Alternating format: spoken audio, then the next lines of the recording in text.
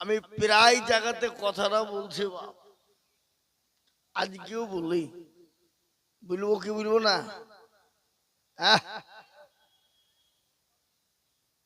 প্রায় জায়গাতে কথাটা বলছি বাপ, আমাদের দেশের যুবক ছেলেরা এবং মেয়েরা একবারে শেষ পর্যায়ে পৌঁছে গেছে বাবা। কোন পর্যায়ে পৌঁছেছে জানেন? আপনাদের এখানে হাই স্কুল এখানে নাকি? ওই হাসানপুর আর গুধিয়া। হাসানপুরে ছেলে মেয়েদেরকে হেডমাস্টার পড়াইতো নাকি? ইসলামপুর থেকে কিংবা ডোমকুল থেকে কিংবা বহরমপুর থেকে কিংবা লালবাগ, কোন থানা? মুর্শিদাবাদ। তো প্রফেসর এসে বলে, হেডমাস্টার কে গো? হেডমাস্টার এরকম করে বুঝে, কি হলো কি? আমি ছেলেমেয়েরা পড়ায়? বলে হ্যাঁ খুব পড়ায়। সেটা কথা বলবো? বলে কি? আগামী সোমবারের দিন ভিজিট করতে আসবো স্কুলে, আপনার ছেলে মেয়েদেরকে ভালো করে পড়াবেন।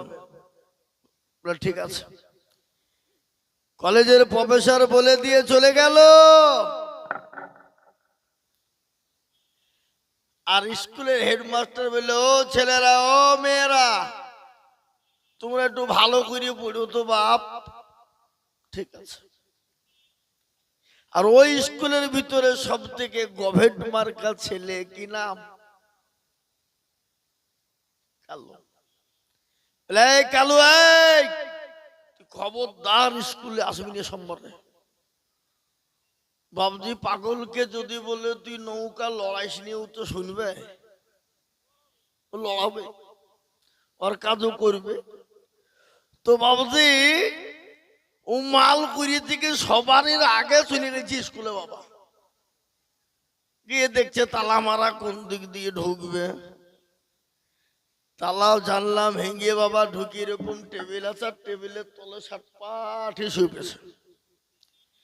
স্কুল খুলে গেল। হেডমাস্টার, কলেজের প্রফেসর, ছেলে মেয়ে ছাত্র সবাই এলো। এসে বললো, ও ছেলেরা ও মেয়েরা, তোমরা পড়াশোনা করেছ? বলে হ্যাঁ করেছি। তো তো বলো তো বাবা, একই জিনিস বিভিন্ন নামে ডাকে, সে জিনিসটার নাম কি? হেডমাস্টার বলছে, আমি তো নিজেই জানি না, তোমার ছেলেরা কি করে বলবে? এ বাবা, কেউ পারে না,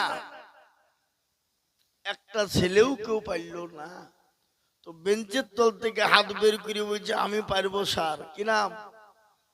কালো। বলে এই কালো, এই তুই বেঞ্চে তোর, এই ছেলে তুই বেঞ্চে তোর, উঠ উঠ উঠ উঠ উঠ উঠ।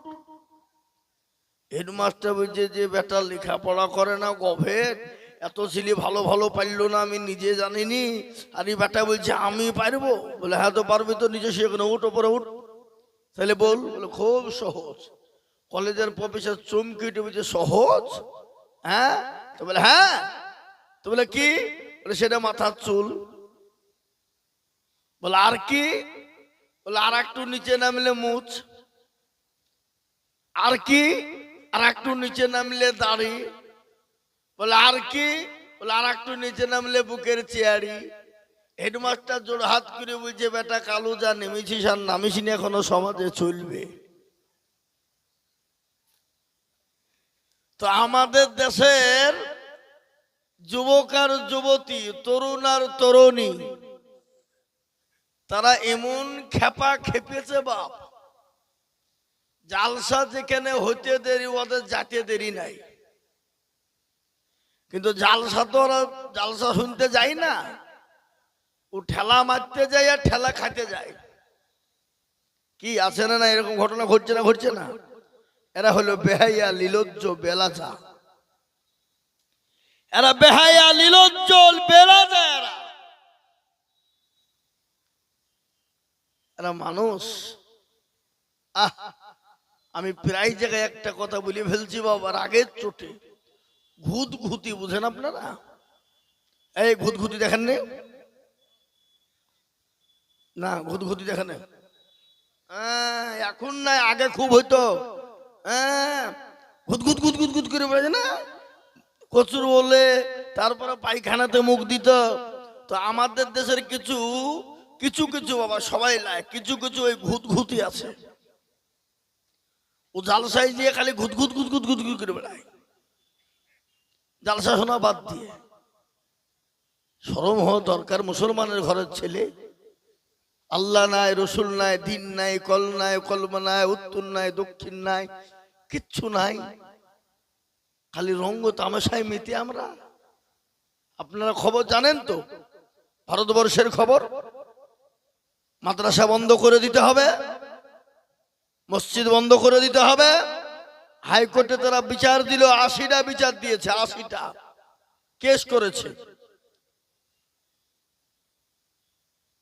80টা কেস করেছে ভারতবর্ষে মুসলমানদের ওপরে। জমিয়াতে উলামা হিন্দ তার সংশোধন করে প্রায় 47টা মতন সংশোধন হয়ে গেছে, আর কটা বাকি আছে।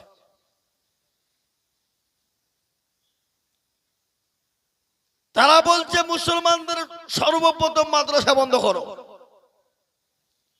হাইকোর্ট থেকে সুপ্রিম কোর্টে গেল, সুপ্রিম কোর্ট আইন দিয়েছে এটা বৈধ, মাদ্রাসা বন্ধ করা যাবে না, এখানে বৈধ কাজ হয়, ভালো কাজ হয়, কোরআন তেলাওয়াত হয়, নামাজ পড়া হয়, মানুষকে ভালো কাজের জন্য ডাকা হয়। আলহামদুলিল্লাহ বলুন।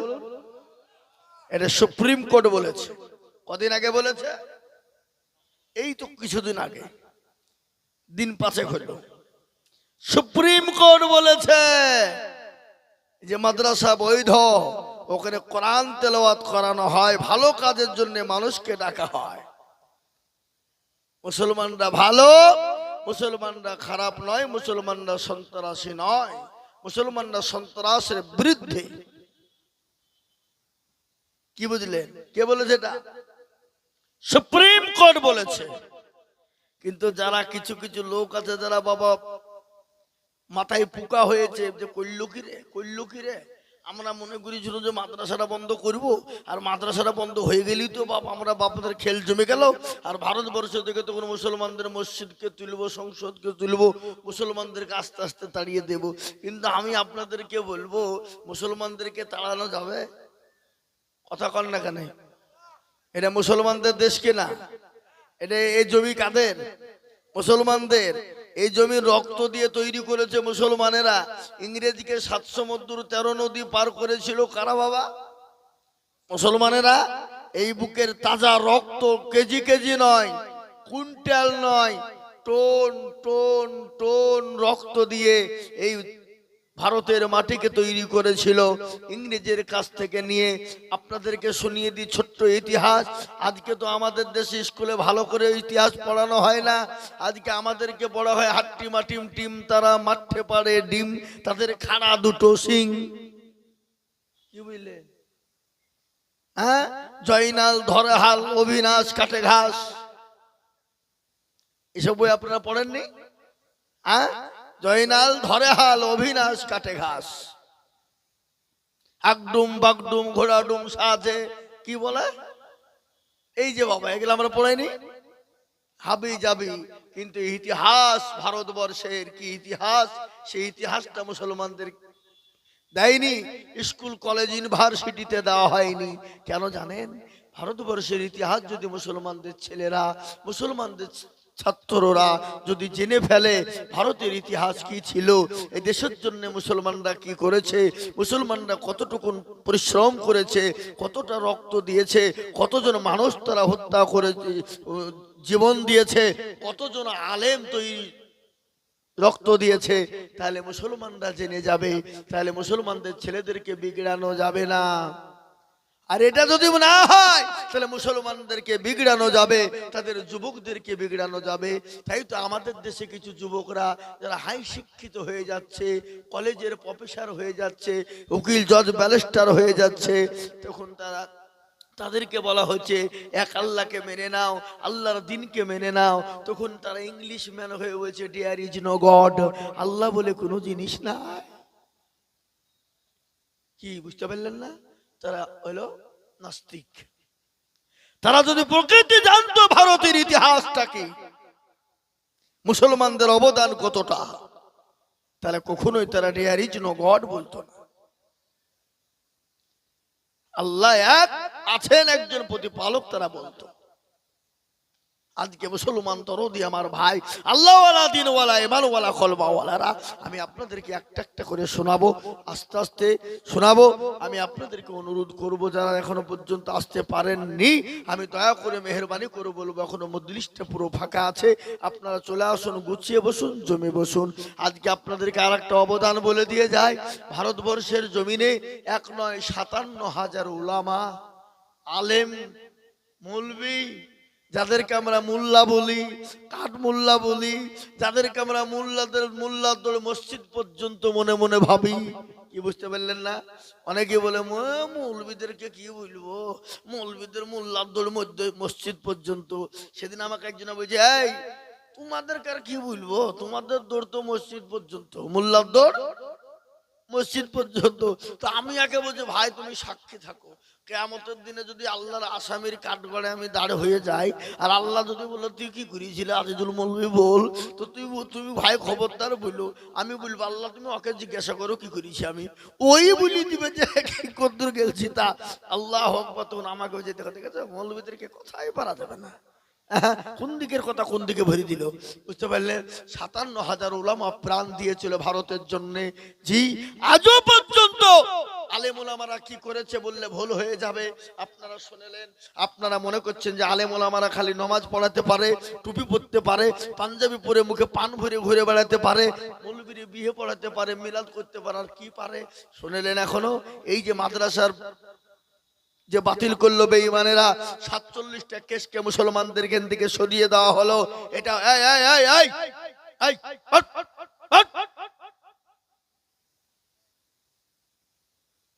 যাও যাও, তোমাদেরকে ডাকছে, বুঝতে পেরেছি আমি। এ শুনতে ভালো লাগবে না, ওরা লারে লাপ্পা শুনবে।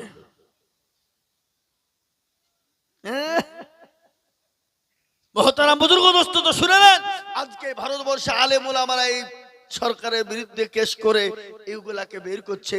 এই যে ওয়াকাবের সম্পত্তি আজকে মুসলমানদের দখল করে নিচ্ছিল, সরকার আইন করলো জি যে ওয়াকাবের সম্পত্তি মুসলমানদেরকে একাই দেওয়া হবে না, ওখানে কমিটি ঢুকাতে হবে আমাদেরকে। তারা আধা আধি ঢুকাতে চেয়েছিল, আধা আধি যখন ঢুকিয়ে দিত মুসলমানদের অস্তিত্ব হারিয়ে যেত। শুনেলেন ওয়াকাবের সঙ্গে মুসলমানদের ধর্ম জড়িয়ে আছে, মুসলমানদের ইবাদত জড়িয়ে আছে, আছে না? কথা বলেন। আপনার বাপ যদি মারা যায়, আপনাকে এখানে কাগজ শো করতে হবে বহরমপুর, বহরমপুর থেকে কলকাতা, কলকাতা থেকে সুপ্রিম কোর্ট দিল্লি, দিল্লি থেকে আপনার আইন পাস হবে, তারপর আপনি আপনার বাপকে কবর দিয়ে মাটি দিতে পারবেন, নচেত আপনি মাটি দিতে পারবেন না। আপনি যাই নামাজ পড়ে নামাজ পড়তে পাবেন না, মসজিদ আজান দিতে পাবেন না, আপনি কি করতে পারবেন না, ঈদগাহে নামাজ পড়তে পাবেন না, আপনাকে পড়তে দেবে না। আপনি কি করবেন বলুন? মসজিদ আজান দিচ্ছেন, আজকে ইন্দিরাডাঙ্গার মানুষ ফজরের নামাজ আজান দিচ্ছেন 4টের সময় উঠে, আল্লাহু আকবার আল্লাহু আকবার আসসালাতু খায়রুম মিনান নাওম, কিন্তু আপনাকে ওটা পাস করে আনতে হবে, প্রত্যেকদিন পাস করতে হবে। জবালা আজান দিবেন, তবলা পাস করতে হবে। যদি ওয়াকফ সম্পত্তি মুসলমানদের কেড়ে নেয়, এটা মুসলমানরা জেনে নেয়, এটা কোনো সাধারণ লোক করেনি, এটা কোনো দার্শনিক করেনি, এটা কোনো বৈজ্ঞানিক করেনি, এটা কোনো প্রফেসর করেনি, এটা কোনো ইউনিভার্সিটির ছাত্র করেনি, এটা কোনো কলেজের ছাত্র করেনি। এই আইনকে আপনার ফেলোয়ার একমাত্র আলেমরাই করেছে। আলেমরাই আর বিরোধিতা করে আপনার এটাকে করেছে। এই যে এনআরসি যেটা হলো, এটা মুসলমানরাই বিরোধী, আলেমরাই বিরোধিতা করে। কলকাতা থেকে নিয়ে, দিল্লি থেকে নিয়ে, আপনার বোম্বে থেকে নিয়ে হায়দ্রাবাদ পর্যন্ত স্লোগান দিয়ে তোলপাড় মিটিং করে এই সিএএ এনআরসি আমরা বন্ধ করে দিয়েছি। এই যে আসামের মাটিতে এনআরসি কারণে 14 লক্ষ মানুষকে ওই সিএএ আপনার ডিটেনশন ক্যাম্পে ভরে দেওয়া হলো আলেমদের বদলাতে। এই দেখেন 1971 সালের কেস, সেই কেসকে এই তো অক্টোবরের 4 তারিখে সেটা ফাইসালা হয়ে গেল, আসামের মাটিকে মুক্ত করে দেওয়া হলো। বলে যাদেরকে ডিটেনশন ক্যাম্পে ভরা হয়েছে, যাদেরকে সিএনআর শিরায়ুতায় ফেলা হয়েছিল 1971 সালের পরে যাদের জন্ম হয়েছে ওই দলিল যদি দেখাতে পারে তাদের সকলকে বৈধ বলা ঘোষণা করা হয়েছে, তাদেরকে অবৈধ বলা হয়নি, তাদেরকে ডিটেনশন ক্যাম্প থেকে বের করে দিয়েছে। এই কেসটা কারা লড়লো? এরা হলো আলেমেরা লড়েছে, উলামারা লড়েছে, জমিয়াতুল উলামা হিন্দ লড়েছে।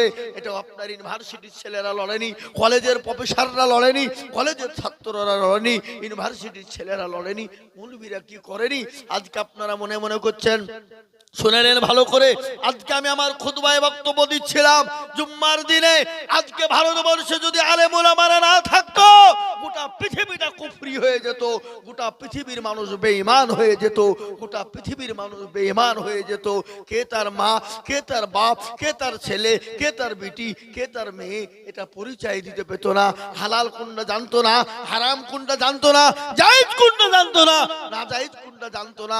এটা মুসলমানদের আওতায় হয়েছে, আলেমরা করেছে, আলেমরা কিছু করেনি। তাই আমি আজকে আপনাদেরকে বলবো, আল উলামা ওয়ারাসাতুল আম্বিয়া।